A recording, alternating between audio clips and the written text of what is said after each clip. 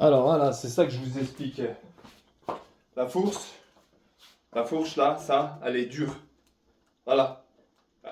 Elle compresse pas. Je suis obligé d'appuyer énormément pour qu'elle compresse. Voilà.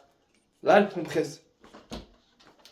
Elle a un problème. Il y a un problème là-dedans. Il y a quelque chose qui va pas.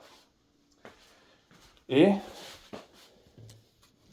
je prends le téléphone. Je tenais à vous montrer qu'aussi, là, ça manque une vis.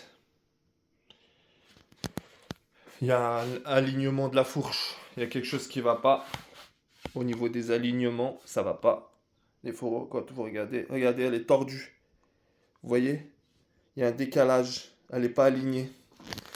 Et les vis comme ça, là, les filetages tournent dans le vide. Les filetages. Attends, mais... Voilà, c'est ça que je vous disais. Ça tourne dans le vide. Voilà, regardez. Le filetage, il est abîmé. Ça tourne dans le vide. Les filetages sont abîmés. C'est pas normal, ça. Que on paye énormément. On paye très cher.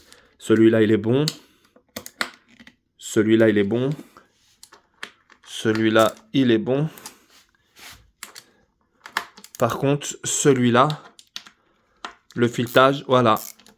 Le filetage, il tourne dans le vide. Il est abîmé, le filetage.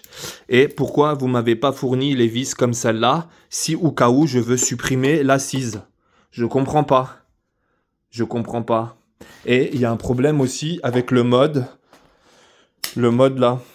Regardez, quand vous appuyez sur machin, ça affiche P045. Ça, c'est pas normal.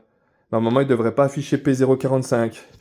Et vous avez vu, regardez, elle n'est pas réactive. Elle est encore en mode usine parce que à peine vous appuyez sur la gâchette, elle avance pas. Elle avance pas, elle avance pas. Là, elle commence à avancer. Il faut appuyer. Regardez le vide qu'elle a.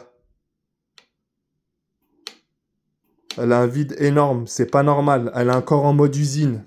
Parce que normalement, le start et le 0, normalement, ça ne devrait pas être affiché. C'est à cause de ça que justement, elle est encore en mode usine. Elle n'est pas paramétrée comme il se doit.